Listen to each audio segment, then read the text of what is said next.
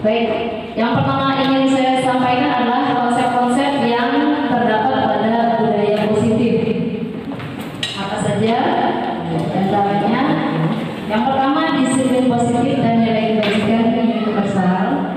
Yang kedua, teori motivasi, hukuman dan penghargaan. 5 kebutuhan dasar manusia. 5 posisi kontrol atau pilihan. Kemudian keyakinan kelas, dan yang terakhir segitiga restitusi. Hari ini ada banyak materi yang saya sampaikan, mudah-mudahan 2 atau 3 di antaranya ada yang menjadi manfaat buat kita.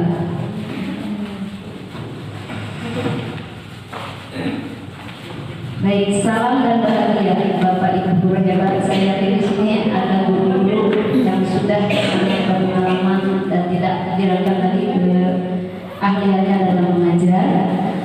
Kemudian sedikit harapan dari saya atas disertasi yang saya sampaikan ini. Yang pertama adalah kita sama-sama memiliki visi untuk menciptakan budaya positif sekolah yang berdasarkan pada konsep perubahan paradigma yang tadinya stimulus respon ke teori kontrol serta nilai-nilai kebajikan universal. Kemudian yang kedua, kita memahami bersama konsep makna disiplin, keyakinan kelas, hukuman dan penghargaan. 5 kebutuhan dasar manusia, restitusi dengan 5 posisi kontrol dulu serta segitiga restitusi, dan menerapkannya dalam ekosistem sekolah yang aman dan berpihak pada murid. Berikutnya,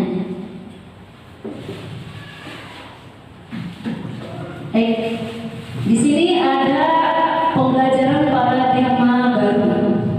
Mungkin berbeda dengan kurikulum-kurikulum yang sudah berlalu sebelumnya. Di paradigma baru kita dikenalkan dengan pembelajaran berdiferensiasi. Apa itu pembelajaran berdiferensiasi? Pembelajaran berdiferensiasi adalah pembelajaran yang disesuaikan dengan teori psikologi modern yang pada goalnya untuk mewujudkan profil belajar Pancasila.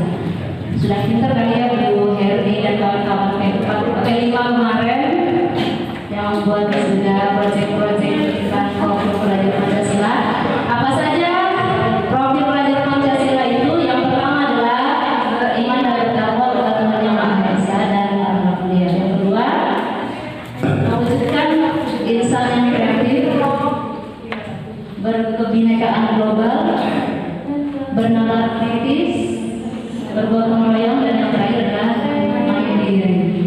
Nah, ini adalah 5 nilai kebajikan yang kita anut dalam pendidikan di Indonesia saat ini. Biasanya banyak nilai kebajikan yang ada di belahan dunia yang lain. Cuman pada saat ini goal kita di sini pendidikan saat ini goalnya adalah profil belajar Pancasila. Berikutnya, mari kita lihat apa yang berubah dari paradigma kita selama ini. Nah, di sini ada sedikit kegiatan permainan. Pernah kita bermain menutup dan membuka kepalan tangan waktu kita ke sekolah? Kemudian ilustrasinya misalnya Anda dan teman Anda sedang bermain, coba buka tulisan benda apa yang berharga di tanganku. Coba tebak. Kemudian Anda mendapatkan tugas membuka tangan teman Anda.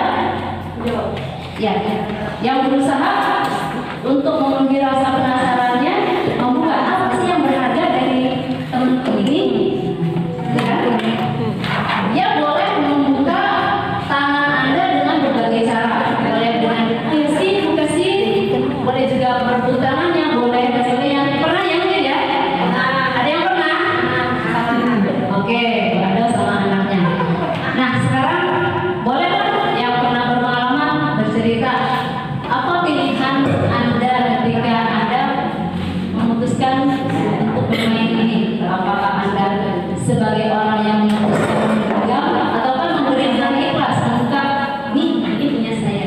Jawab ada. Yang pertama, pilihannya apa? Kalau saya yang menggenggam anak supaya berusaha, maksudnya kayak membukanya gitu, secara sukarela. Ya, berarti Bu Ado mempertahankan ya, mempertahankan. Pokoknya saya harus mempertahankan Maksudnya berusaha dulu gitu kan. Kalau sudah terlihat usahanya, Ya baru jelas udah gitu. Ya mungkin ada pendapat selain baru. Ada yang pilih, saya buka aja lah gitu temannya biar cepet, atau dia kasihan gitu. Atau sampai terakhir dia pokoknya nggak boleh tahu nih apa yang berharga. Apalagi misalnya kalau tanya, kalau murid-murid pasti heboh. Siapa di kelas ini yang paling kamu kagumi? Oh pasti dia heboh ya. Permainan ini pasti. Baik, sebenarnya apa hikmah dari permainan ini Bapak Ibu dengan kaitannya dengan perubahan paradigma? Kita lihat di slide berikutnya ya.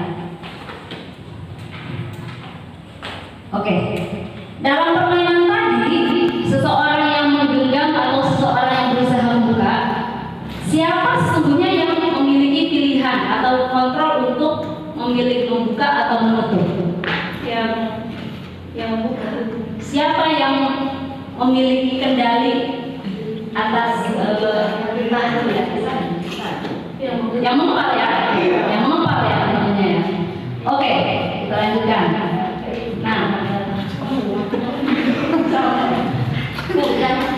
Nah, di sini ada paradigma di mana kita sebagai manusia, makhluk sosial, seolah-olah apalagi sekarang kita seolah-olah membuat paradigma dalam diri kita itu bisa mengendalikan orang lain, bisa mengendalikan orang lain. Nah, padahal siapa yang memilih kita mau membuka atau menutup tangan adalah diri kita sendiri. Berarti siapa yang sebenarnya memiliki kontrol atau kendali? Bukan orang lain. Kita mau buka, ada kita yang pengen. Kita mau menutup, ada kita yang pengen. Nah, di sini ada ilusi yang harus diluruskan.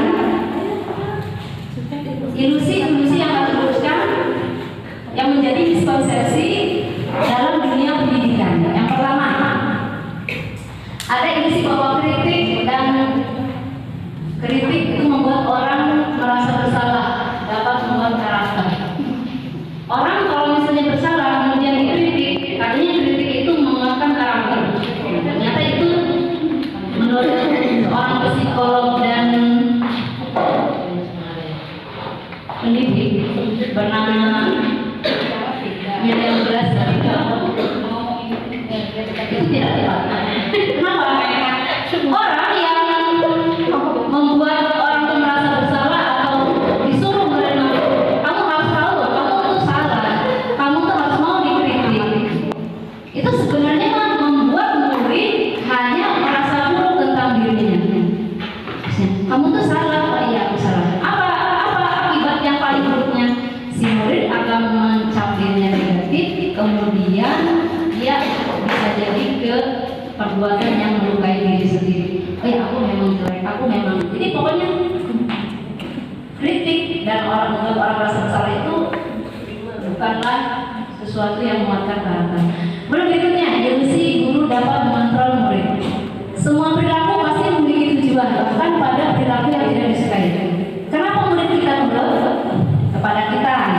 Kamu masuk sekolah atau kamu misalnya jangan telat, tapi dia menurut. Itu sebenarnya bukan karena dia nurut, tapi karena dia pengen aja. Saya memang pengen tapi dikontrol sama dia.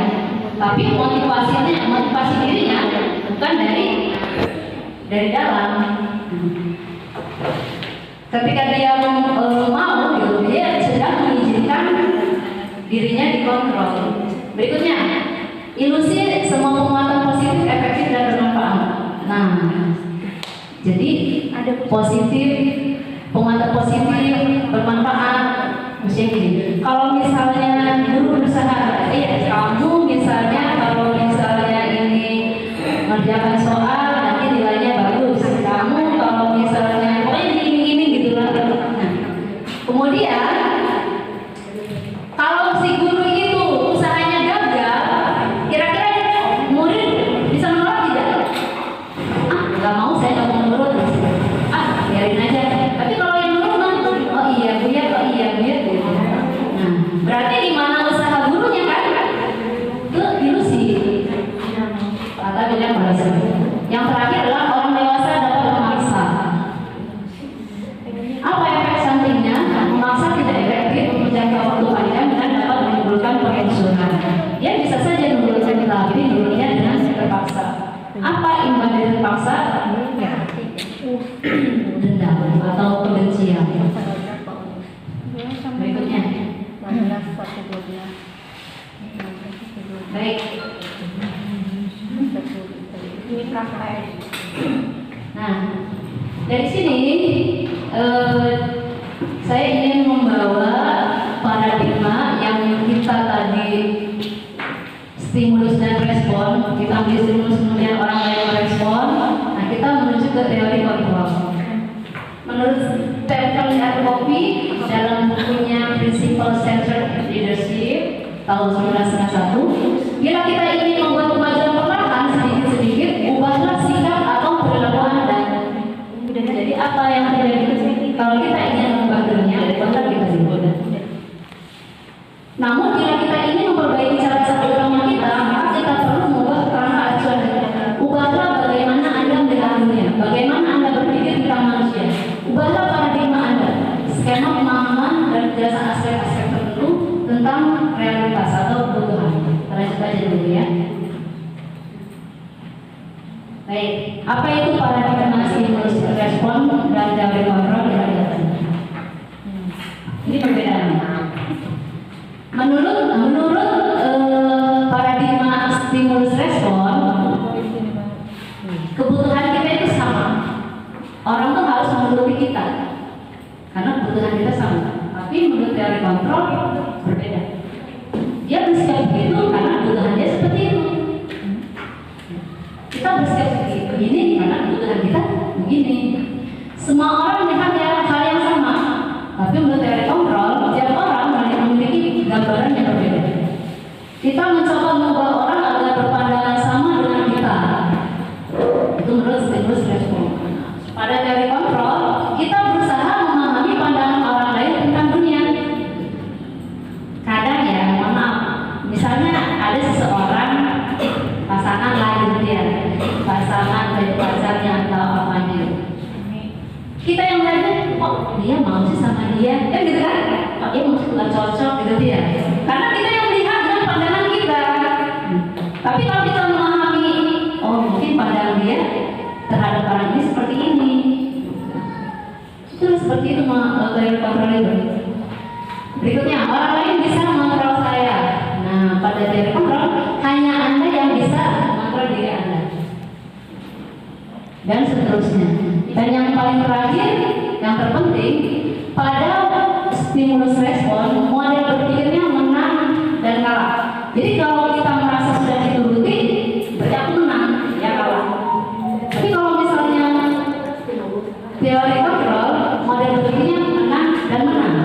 Aku tidak merasa kalah dan dia juga tidak merasa kalah. Tidak ada kalah, tidak ada menang. Jadi menang dan menang. Berikutnya. Baik, kita akan langsung ke materi tadi sudah bukan paradigma ya. Kita langsung ke materi yang pertama yaitu tentang disiplin positif dan nilai-nilai kebajikan dan perusahaan.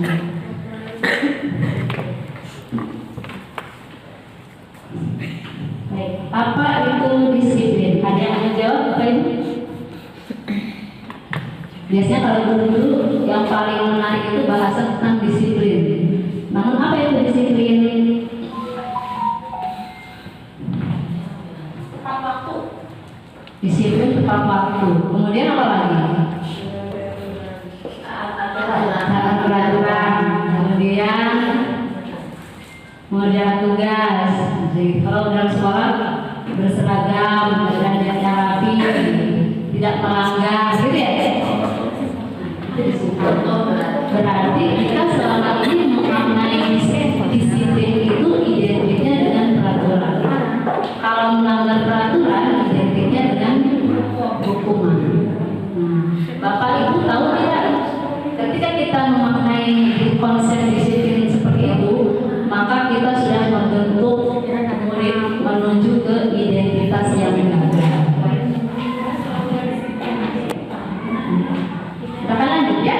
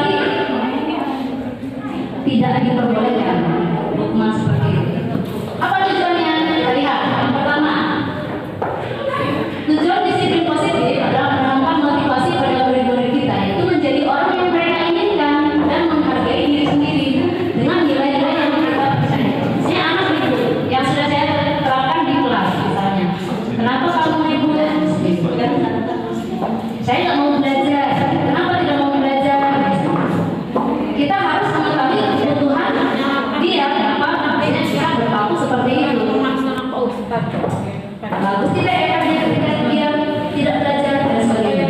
Ya.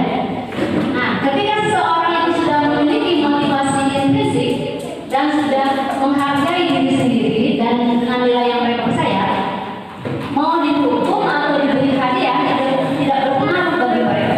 Oke, kalau kamu mau ribut, nanti saya hukum nih. Atau kalau kamu mau diam, nanti saya kasih nilai bagus ya. Itu karena mereka motivasinya dari luar. Istilahnya gini, mereka melakukan itu bukan karena kebahagiaan mereka. Saya ingin mendapatkan nilai. Itu yang bahagia siapa? Gurunya. Gurunya bahagia karena saya diam. Kemudian kalau saya menurut peraturan pakai seragam, kenapa? Peraturan sekolah bukan karena saya pengen. Saya menjalannya bahagia tidak? Belum tentu. Karena yang penting saya membahagiakan orang lain, kan? Dia sendiri tidak bahagia. Makanya ini disiplin yang tidak positif. Nah, motivasinya seperti apa?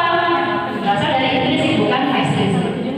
Apa kaitannya dengan nilai kebajikan? Nah, nilai kebajikan adalah sifat-sifat positif manusia yang merupakan tujuan mulia yang ingin dicapai setiap individu. Lanjut ya. Oke, apa saja nilai-nilai kebajikan yang bersama?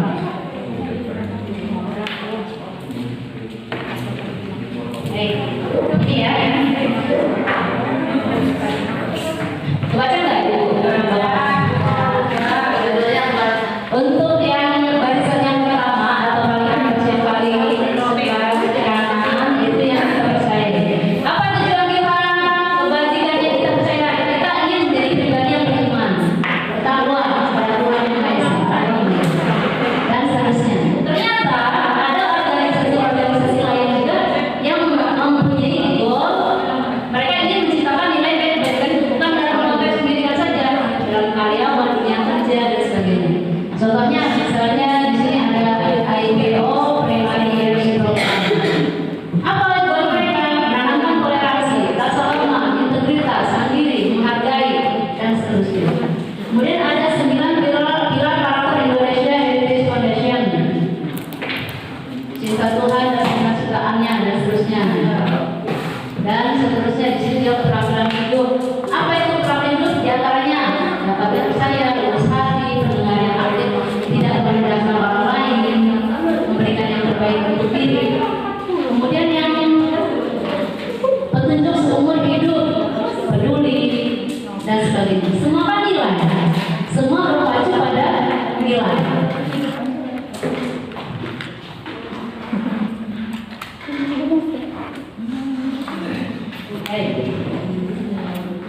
Kalau misalnya ada yang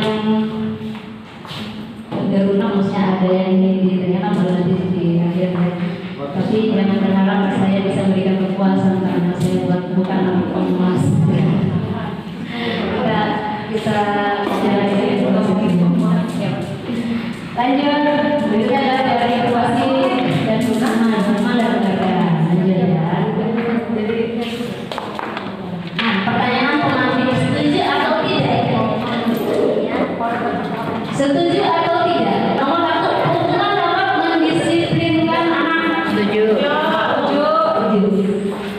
Pemberian hukuman dengan hal positif seperti membaca atau membersihkan halaman sekolah dapat meningkatkan disiplin anak. Setuju. Setuju ya. Hukuman dengan hal positif. Kemudian yang ketiga, memberikan penghargaan dapat menyebabkan motivasi belajar anak. Setuju. Ya. Itu hak Anda untuk menjawab setuju atau tidak setuju. Sekarang kita belajar dari kasus ini dulu.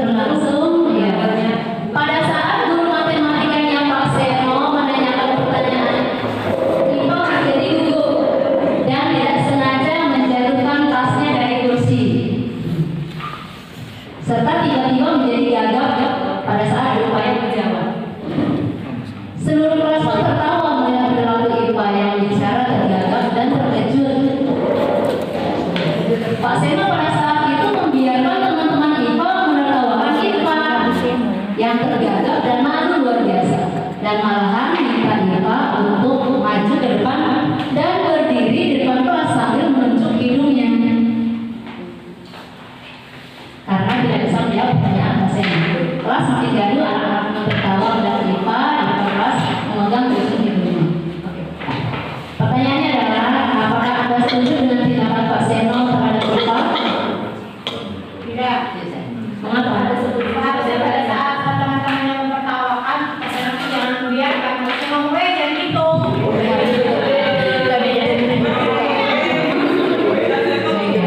Tapi kan yang membuat tertawa Pak Seno. Baik ya.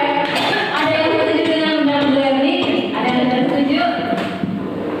Baik ya. Lanjut. Nomor 2. Menurut Anda, tindakan Pak Seno terhadap IPA adalah sebuah hukuman atau konsekuensi? Hukuman atau konsekuensi? IPA ribut, ketemu Eri. IPA tidak perhatikan, kemudian disuruh jawab, tidak bisa jawab, gagap, kemudian dia akhirnya jatuh, kemudian anak tertawa, ditambah lagi Pak Senonya Terima aja. suruh dibayang ke depan sambil masuk hidungnya. Nah, yang dilakukan Pak Seno itu hukuman atau konsekuensi? Dua-duanya. Apa itu hukuman? Apa itu konsekuensi? Tindakan yang diberikan pada pelanggar hukum. Kalau konsekuensi? Itu tindakan dari apa yang dilakukan oleh kita. Hasilnya Lanjut.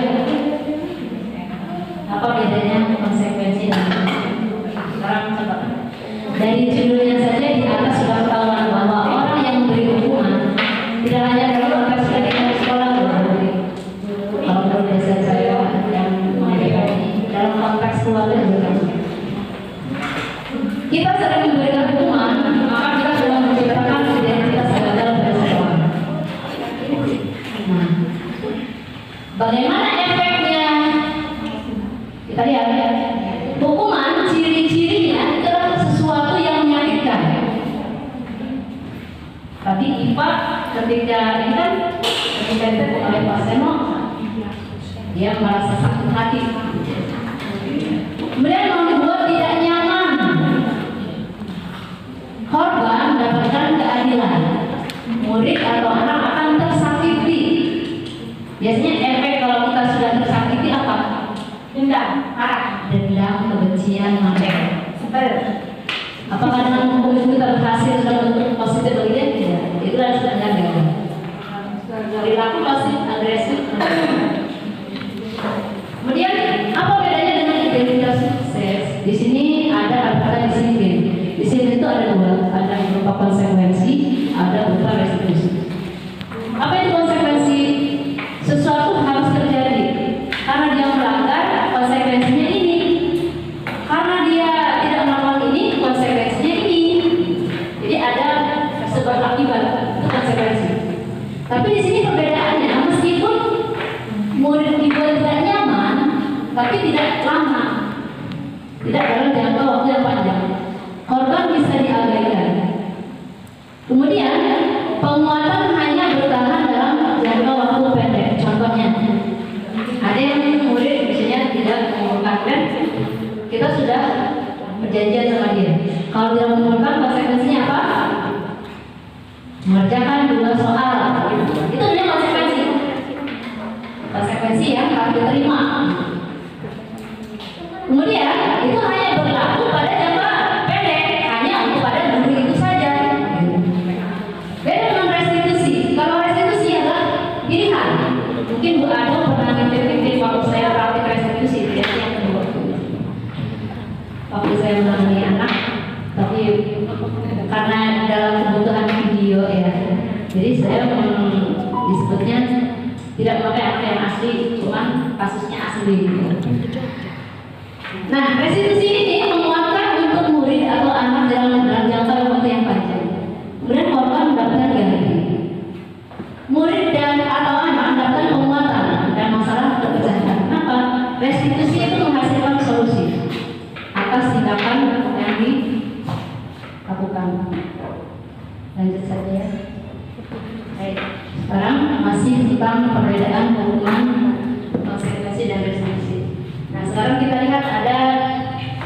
kata-kata yang berbeda. Ketika kita sudah dalam konteks murid guru, di sini ada kata-kata peraturannya adalah gini, kamu harus begini. Tapi kalau konsekuensi, apa peraturannya? Kita dalam posisi marah tidak? Apa peraturannya? Kemudian kamu mampu nggak melakukannya? Kita dalam posisi memang sedikit disebutnya tidak ramah, tapi tidak marah. Kamu ini kan itu kan itu kan kalau udah bahasa marah, dia tuh udah masuk ke hukuman. Nah, tapi kalau restitusi berbeda lagi. Ada yang menganggap apa yang kamu yakini, apa yang bisa kamu lakukan untuk memperbaiki masalah ini. Anak tuh diajak untuk mencari solusi untuk dirinya. Ketika kita misalnya menentukan, kamu tuh kalau misalnya melanggar harus begini, dan kita yang menentukan solusi, bukan anak itu. Anak tidak kembali kepada keyakinan nilai yang dipercaya olehnya. Akhirnya apa yang terjadi? Murid membenci peraturan. Kan notabene gitu kan, peraturan sekolah banyak yang dibenci oleh murid. Ya kan? Kemudian apa konsekuensi? Murid menghormati peraturan. Kalau restitusi, murid atau anak menghormati dirinya dan orang lain. Saya kalau melakukan ini, efeknya jelek buat saya. Jadi dia kembali kepada diri sendiri, evaluasi diri. Kalau dalam bahasa Islamnya muhasabah. Jadi restitusi itu sama seperti muhasabah. Nah sekarang posisinya apa? Hukuman negatif total. Kalau misalnya restitusi konsekuensi netral, kemudian kalau restitusi positif. Coba lihat kata-katanya yang terakhir. Awas kalau dia lagi ya, awas nanti namanya ancaman. Tapi kalau misalnya bahasa konsekuensi, bagus yang saya katakan. Tapi tidak ada ancaman. Karena dia sudah tadi ada sebuah akibat, kamu udah begini, dia harus begini. Tidak anak menyadari kesalahan, tapi juga untuk sementara doang. Kalau positif, apa ini yang sembunyi kamu lakukan? Contoh, anak yang bolos, kamu sebenarnya kayak bolos ya? Enggak, tapi kenapa kamu bolos? Itu salah apa benar? Salah. Saya meskipun yang beberapa saya buat video, tapi dalam sehari-hari saya menerapkan alhamdulillah gitu. Anak tuh kayaknya lebih oh iya, kalau aku begini, aku loh yang begini. Jadi aku sadar, menyadari kebutuhan mereka itu ternyata tidak harus dengan hal-hal yang negatif.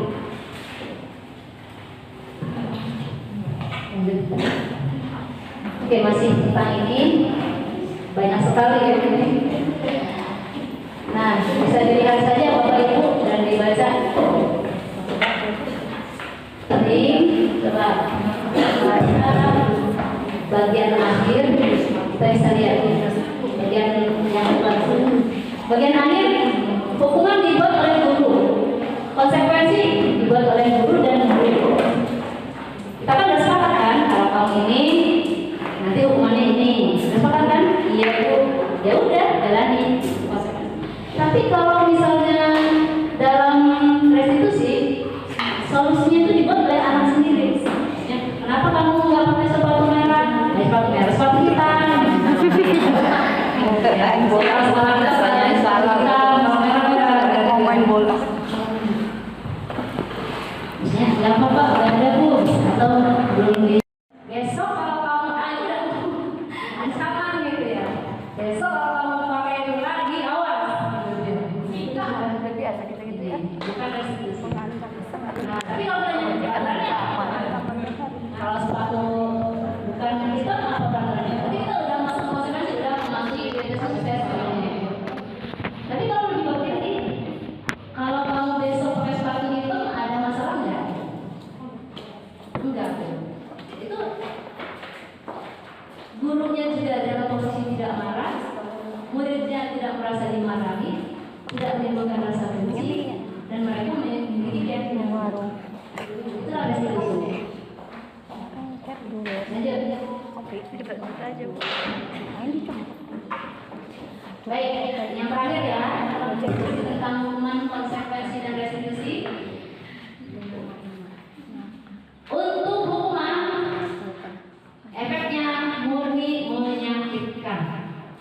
Guru menjadi konsekuensi dengan menyalahkan, mengkritik, menyindir, merendahkan. Yang kedua, membantu konsekuensi aturan sekolah dikuatkan oleh guru, kemudian melakukan peringatan dan menerapkan konsekuensi. Kalau restitusi, menguatkan. Guru menyebutkan keyakinan kelas. Kamu keyakinan kelas kita apa? Ya kita harus saling kalau dia itu tetap yakin. Kemudian dibimbing kalau kamu udah yakin kenapa melakukan itu. Hanya kan ya Bu saya salah kan gitu. Terus apa yang harus diperbaiki di kamu? Besok saya begini. Jadi siswa yang murni menemukan solusi untuk masalah diri. Baik. Nah, jangan kira penghargaan dan hadiah itu bukan hukuman. Perlihatkan menurut Alfi Kon. Saat kita melakukan hal yang menjanjikan hadiah kepada anak-anak agar berperilaku bertanggung jawab, atau kepada seseorang murid agar mempelajari sesuatu yang baru, atau kepada seorang karyawan agar melakukan pekerjaan yang berkualitas, kita, berarti ini dalam konteks pemimpin berarti ya, kita sebenarnya sedang berasumsi mereka tidak dapat melakukannya, atau mereka tidak akan memilih untuk melakukannya. Oke, kalau namanya kamu dapat hadiah nih, nah berarti kita udah berasumsi orang ini kalau dikasih hadiah akan melakukannya. Nah, jadi dilanjutkan oleh Al-Fatihah. Baik penghargaan maupun hukuman adalah cara-cara mengontrol perilaku seseorang yang menghancurkan potensi untuk mempelajari yang sesungguhnya. Secara ideal, tindakan belajar itu sendiri adalah penghargaan sesungguhnya. Ketika seorang anak berhasil misalnya menyusun puzzle, kemudian kita memberi hadiah, dia gembira sudah berhasil, dan kita sebagai orang tua memberi hadiah, sebenarnya hadiah itu katanya mencederai rasa tindakan belajar itu sendirilah penghargaan sesungguhnya, bukan hadiah yang diberikan. Jadi maksudnya, selamat ya kamu hebat, kamu sudah kenal ini, itu sudah anak itu sudah lebih bangga. Nanti besok kalau dikasih hadiah, dia akan tergantung pada hadiah tersebut. Kalau nggak dikasih hadiah, jangan lagi. Oke. Nah, masih didukung oleh penghargaan. Contohnya nih, penghargaan yang menghukum atau mereka yang tidak mendapat penghargaan. Kalau ada orang yang dikasih penghargaan, berarti ada orang yang pernah dihukum karena tidak dikasih penghargaan. Contohnya, dalam sistem ranking, mereka yang dapat ranking kedua akan merasa paling dihukum. Apalagi yang tidak dapat ranking, wah dia ranking satu, berarti aku bodoh, gitu. Berarti aku tidak bisa. Hati-hati ya. Ini menurut Al-Fikon, bukan menurut saya. Baik, lanjut. Memberikan penghargaan dan hukuman adalah hal yang sama karena keduanya mencoba mengendalikan perilaku seseorang. Karena orang pada dasarnya tidak suka dikendalikan dalam jangka waktu yang lama, penghargaan itu akan terlihat seperti hukuman. Jadi dari hukuman dan penghargaan itu pada akhirnya. Jika suatu penghargaan diharapkan, namun Anda tidak mendapatkannya, Anda akan merasa dihukum. Saya ingat waktu di sekolah lain, di sekolah saya, ada anak yang waktu SD-nya berjuara, ada sampai SMP tidak berjuara, dia nangis, jer sama orang tua, karena ada berjuara. Padahal kan pencapaiannya kan bukan rankingnya itu sebenarnya. Siapa tahu dia lebih besar dari SD, tapi karena nilai teman-temannya lebih besar, padahal kan dia bodoh gitu. Baik, motivasi dalam diri. Saat seorang anak belajar untuk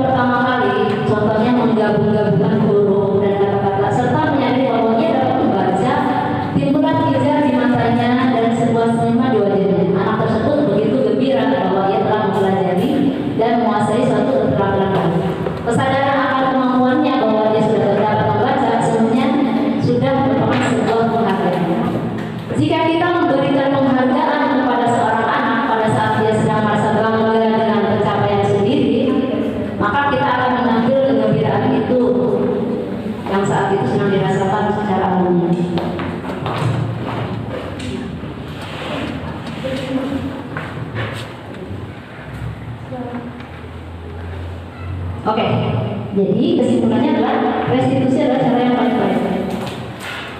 Apa efeknya? Satu, menciptakan kondisi bagi murid yang memperbaiki kesalahan mereka, untuk memperbaiki kesalahan mereka, sehingga mereka bisa kembali pada kelompok dengan karakter yang lebih kuat. Yang kedua, ada proses kolaboratif yang mengajarkan murid untuk mencari solusi. Jadi mereka mencari solusi atas masalah sendiri. Makanya kan ada berpikir kritis ya kalau dalam profil belajar Pancasila, bernalar-kritis dan kreatif. Itu salah satunya. Anak mencari solusi sendiri sebagai bentuk implementasi bernalar-kritis dan kreatif. Kemudian yang ketiga, murid belajar untuk mengubah kebiasaan dari kecenderungan mengomentari orang lain menjadi mengomentari diri sendiri. Kembali lagi ke pelajaran agama ini ya, muhasabah. Makanya orang yang bahagia itu akan mengevaluasi diri sendiri. Orang yang tidak bahagia akan selalu mengevaluasi orang lain. Itu kata Dr. William Glasser. Teori ini dia makin karena kita aja yang buat koreksi sama lain ya.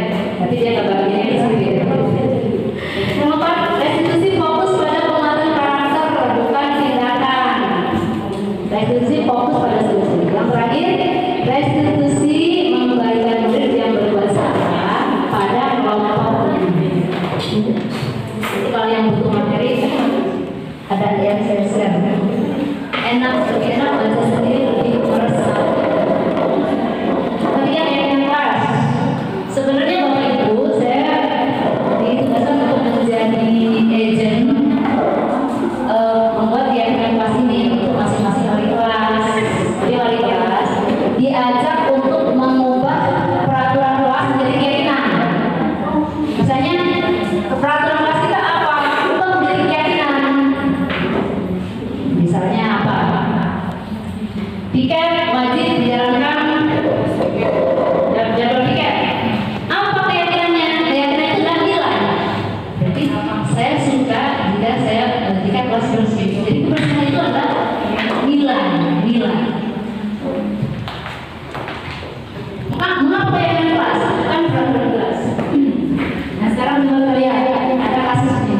Mengapa kita memiliki peraturan tentang penggunaan helm pada saat mengendarai kendaraan roda 2 atau motor? Kenapa kita kalau naik motor harus pakai helm? Mungkin jawabannya biasa. Padahal peraturannya pakai helm dalam berkendara. Akhirnya ada yang melanggar, itu peraturan dilanggar, gitu kan? Dia punya peraturan. Tapi kalau saya pakai helm saya selamat, itu beda. Keyakinan gitu. Ada orang misalnya rumahnya bagus mewah gitu ya. Ada yang mengatakan, rumahnya tuh mahal-mahal semua gitu ya. Yang ini dari bisa jadi yang punya rumah punya keyakinan kalau saya pakai gentengnya seng jadi mudah bocor. Saya pakai gentengnya aja deh biar bagus dan gak bocor. Kan gitu kan? Bisa jadi bukan karena dia kayak tapi kan keyakinan gitu. Jadi dia emang sih orang yang bahagia itu tidak akan memperkosa orang lain. Kembali ke sana ya. Lanjut, mengapa kita memiliki peraturan tentang penggunaan masker dan mencuci tangan setiap saat? Contohnya kesehatan, keselamatan, dan seterusnya. Intinya seperti itu ya. Nah, mulai sekarang harus ada kerjasama dari luar kelas untuk mengubah peraturan kelas menjadi keyakinan. Dan saya itu sudah memulainya. Dari kelas 8, keyakinan kelas 8 kecil.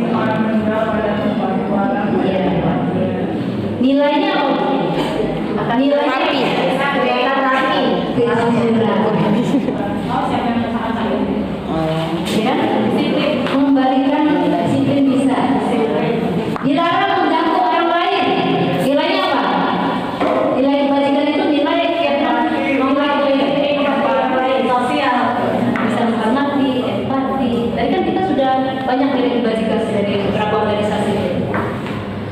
Hadir di sekolah kemudian sebelum pembelajaran dimulai. Oleh kebajikannya apa? Disiplin. Dilarang melakukan kekerasan. Apa nilai kebajikannya?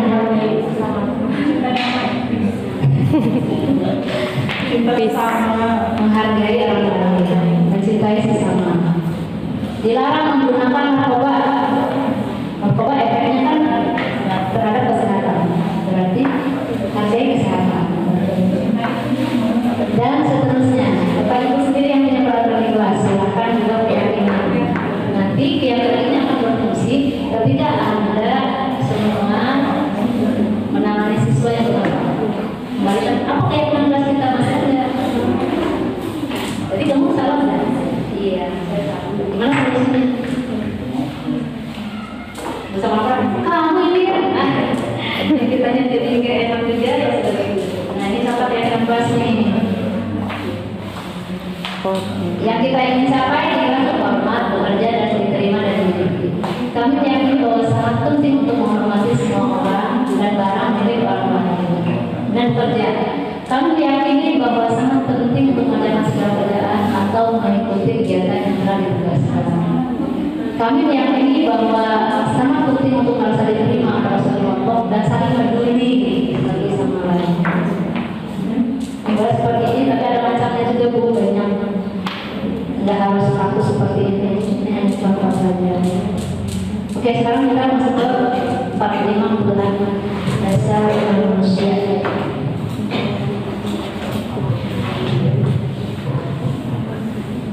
Baik, kita lihat masalah dulu ya. Contoh masalah.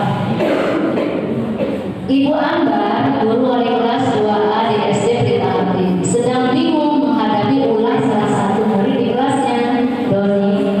Beberapa anak di kelas 2A telah datang padanya dan mengeluhkan Doni yang sering kali meminta bekal makan siang mereka dengan paksa. Jika Anda menghadapi situasi seperti Ibu Ambar, apa yang Anda lakukan?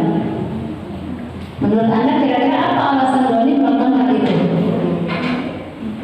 Tindakan yang terbaik adalah Ibu Ambar sebaiknya mencari tahu alasan Doni melakukan tindakan tersebut agar mengetahui kebutuhan mana yang sedang berusaha dipenuhi. Nah, masalahnya di sini apa itu kebutuhan dasar manusia? Ada kan? Kita simpan jawabannya dulu ya. Ada 5 kebutuhan dasar manusia. Yang pertama, yang paling tengah, bertahan hidup. Kebutuhan yang paling dasar adalah bertahan hidup. Apa itu kebutuhannya? Makanan. Ya kalau dalam bahasa Jepang 7 ciri-ciri hidup, gitu ya. Atau baris 7 ciri-ciri hidup. Ciri-ciri bernafas. Orang butuh oksigen, butuh bernapas, butuh makan, butuh kemudian, butuh shopping.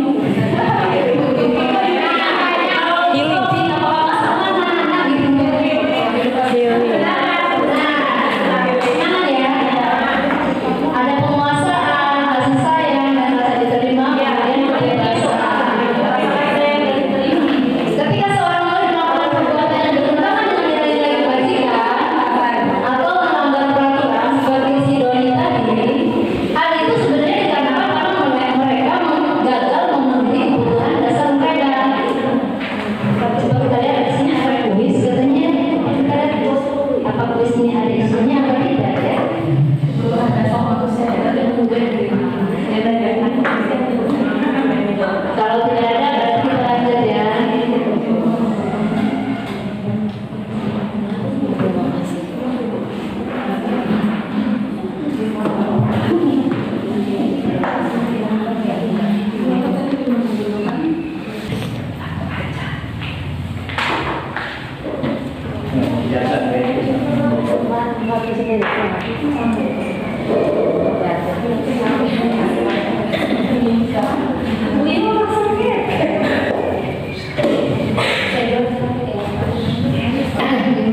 Dasar manusia.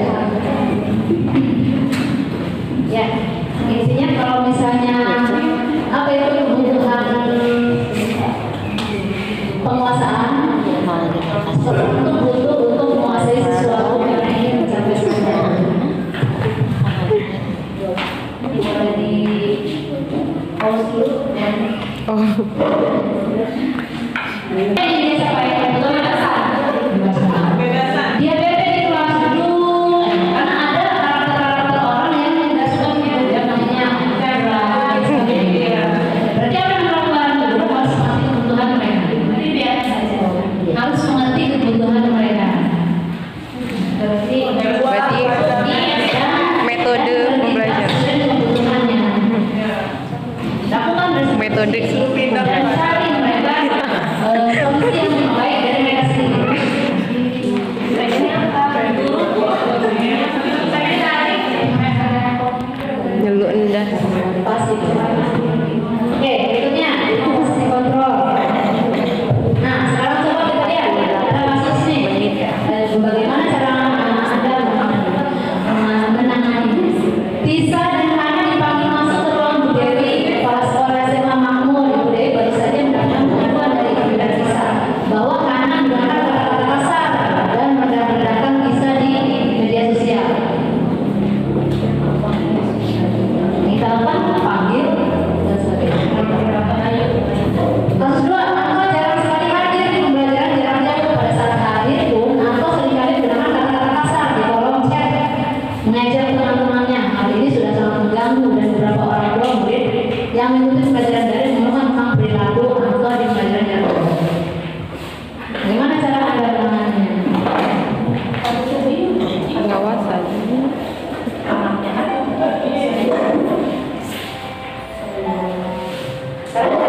Lima posisi kontrol itu ada menghukum, pembuat rasa bersalah, teman, pemantau, dan manajer. Pada materi budaya positif ini, orang-orang itu atau kita itu diharapkan sampai menjadi manajer, bukan pemimpin ya, pemimpin pembelajaran, manajer. Nah, sekarang coba kita lihat tindakan yang kita lakukan atas dua kasus tadi. Patuhi peraturan saya. Awas. Kamu selalu saja salah. Selalu pasti selalu yang terakhir selesai.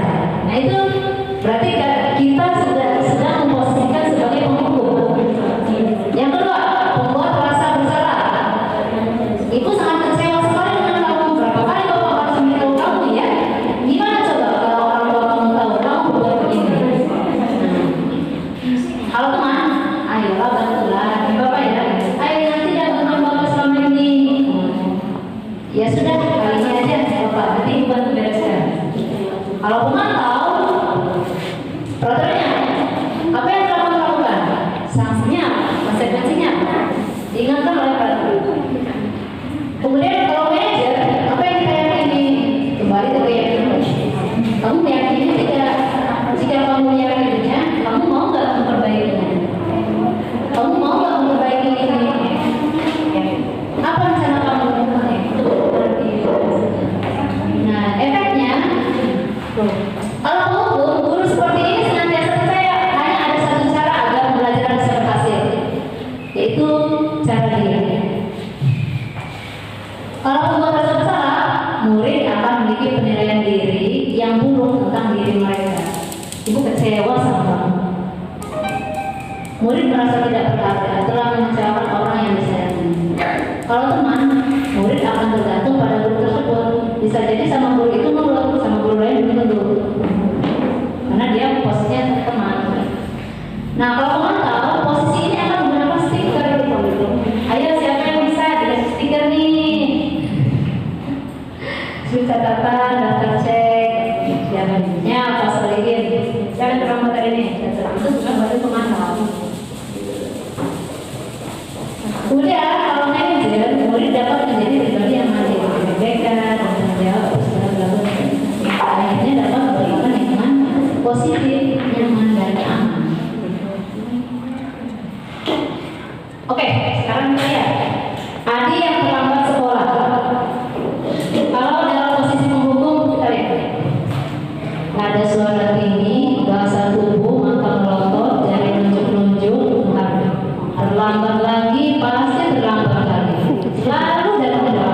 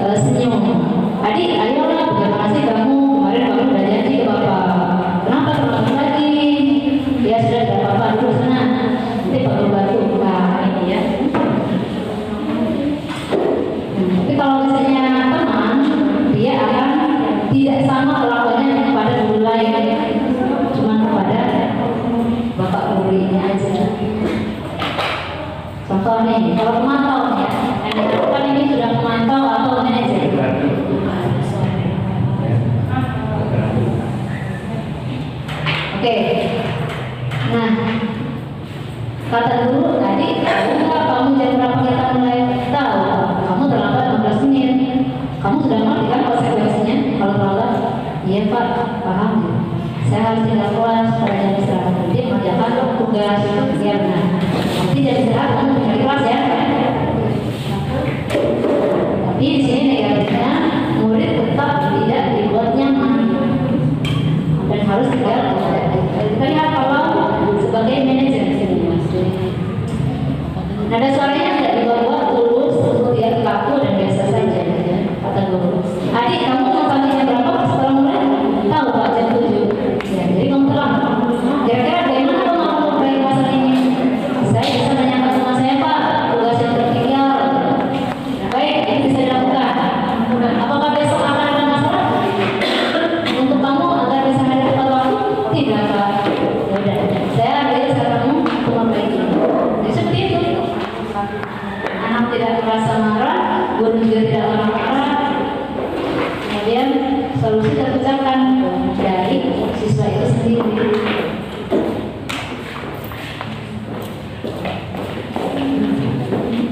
Nah, ini ya, dunia berkualitas murid. Kalau misalnya seorang murid sudah diperlakukan sebagaimana 5 posisi tadi, maka guru akan ditempatkan sebagai seseorang yang berada dalam dunia berkualitas dia. Kalau kita dalam posisi menghukum, murid akan melakukan guru di luar dunia berkualitas. Ya mas pengalaman saya tidak suka. Tapi kalau sebagai pembuat terkait bersalah, bisa saja dikatakan di dunia berkualitas.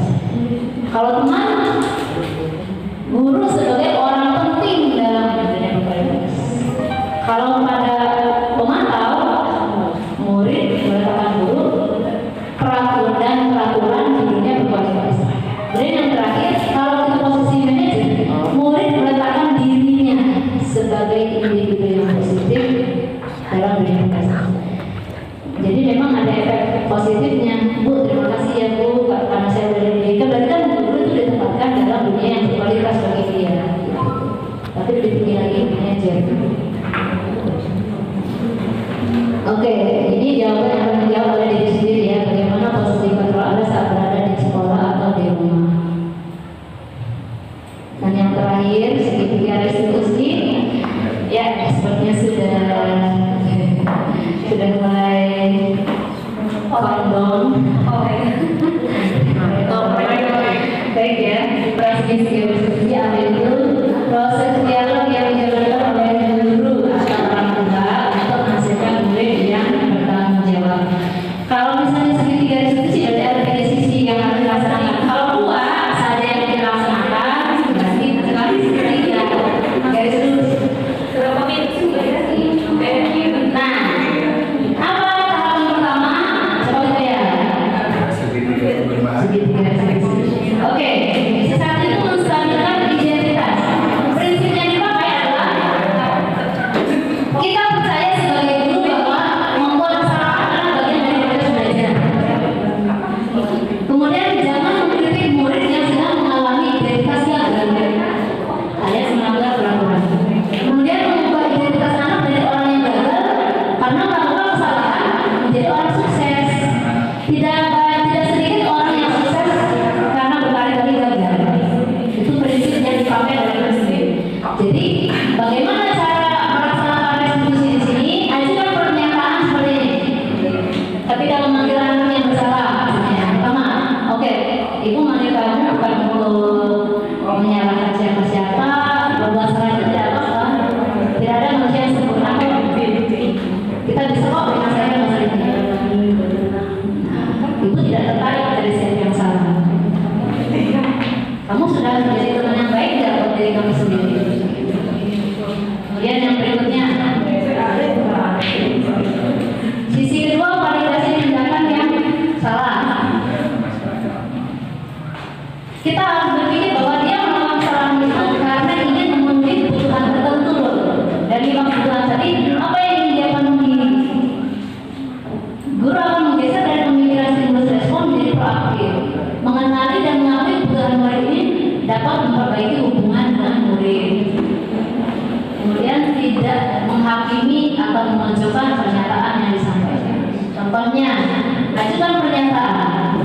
Padahal kamu sebenarnya bisa loh lebih gegabah dari ini, lebih buruk dari ini, tapi kamu bisa menahan dari itu. Jadi ditinggikan lah sebetulnya ya. Kamu pasti punya alasan kenapa kamu melakukan itu kan? Iya, apa alasannya? Ya kan akan curhat dan seterusnya. Lanjut.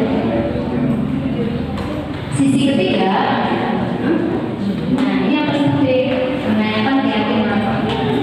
Ketika dia melakukan suatu perbuatan yang menuju ke identitas kita harus menentukan pertanyaan, apa yang kita percaya di jelas, apa yang nilai-nilai kesepakatan diri. Kamu mau jadi orang seperti apa? Pasti akan tidak ada yang bilang saya ke depan pengen menjadi orang yang tidak baik. Nah di sini hal yang masalah itu adalah kesenjangan diskusi. Kaitkan terus interogasi kita itu dengan nilai-nilai keyakinan. Seperti anak, kalau dalam Muslim anaknya kayak jadi sholat gitu ya. Kenapa kamu gak sholat? Ya saya gitu ya. Nah, kamu kalau gak sholat ini enggak ada gitu ya. Takut enggak ada gitu ya. Istilahnya ada keyakinan memunculkan kesadaran motivasi itu. Kemudian siswa itu bersedia untuk memperbaiki masalah. Berikutnya, pemecahan masalahnya harus relevan dengan masalah yang ada. Contohnya tidak mengerjakan tugas, ya udah beli spidol, tidak ada relevan. Tugasnya PPKN, perbaikannya spidol, ini tidak relevan. Perlu adanya usaha. Dan yang ketiga yang terakhir, perlu didedikasikan waktu. Tanyalah, kapan kamu mulai memperlakukan kesalahan itu?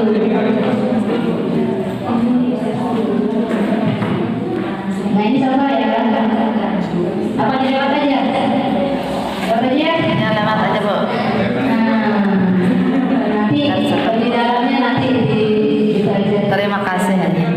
Nah, apabila kita ingin melakukan budaya positif, mulailah dari belajar kelas. Berkembang dari yang ada dengan positif dengan budaya positif. Oke, di sini hanya sedikit tentang standar nasional pendidikan.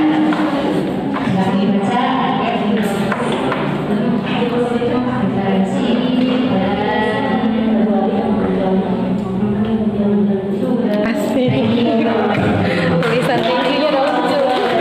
terima kasih kepada Ibu Zubaida yang telah menyampaikan diskriminasi dari yang positif yang sangat luar biasa sekali. Boleh beri tepuk tangan kepada Ibu Zubaida, luar biasa sekali ya yang menyampaikan. Silahkan disemak. Bu Beda, tadi kan tentang 5 kebutuhan dasar. Pertanyaan saya yang berkewajiban untuk memenuhi kebutuhan dasar siswa itu apakah dirinya sendiri atau kita sebagai bapak ibu guru di sekolah? Ini saja mungkin ya. Yeay, suami baik. Sekarang saya jawab, tapi santai aja ya. Karena seseorang itu tipe kebahagiaan yang berbeda, maka yang bisa memenuhi kebutuhan adalah dirinya sendiri.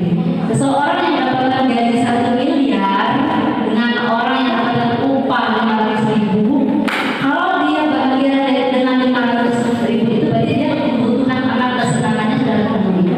Jadi tipe kebutuhan dasar seseorang itu hanya dia yang tahu kriterianya.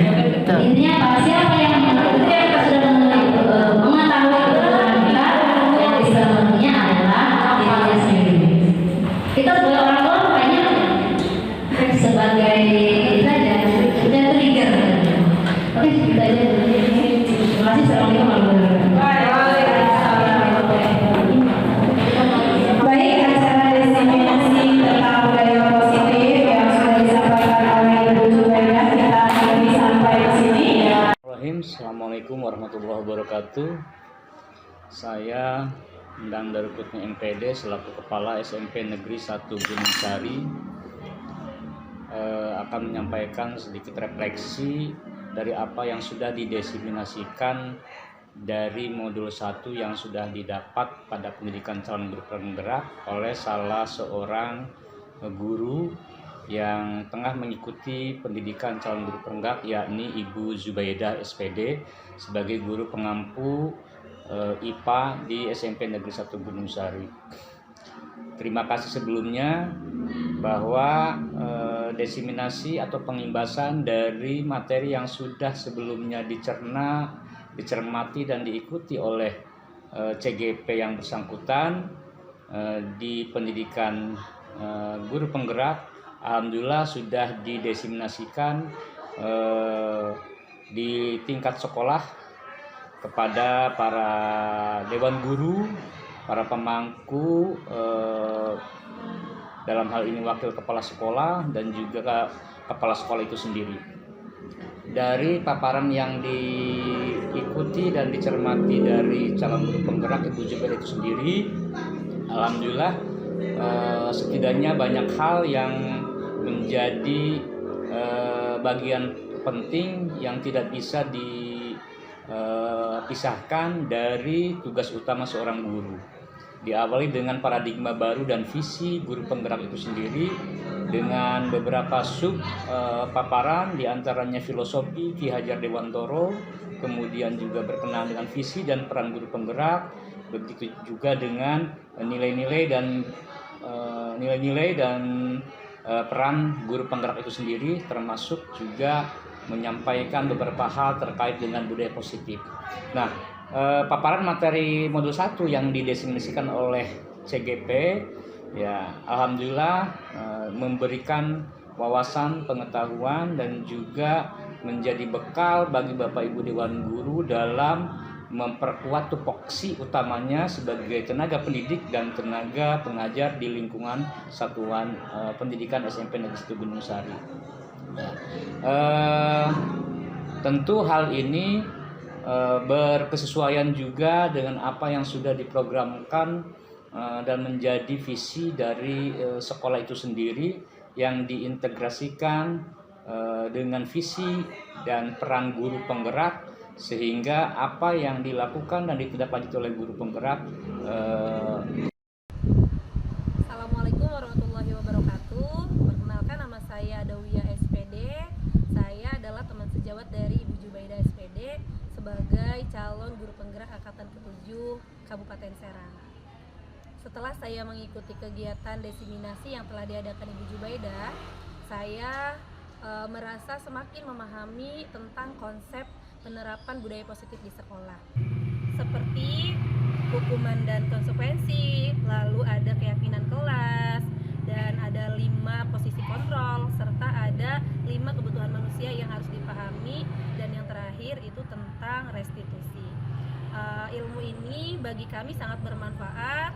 Kami ucapkan terima kasih kepada Ibu Zubaidah yang sudah membagikan ilmunya. Kami yakin ini sangat bermanfaat bagi kami dalam pembelajaran di sekolah. Assalamualaikum warahmatullahi wabarakatuh. Waalaikumsalam.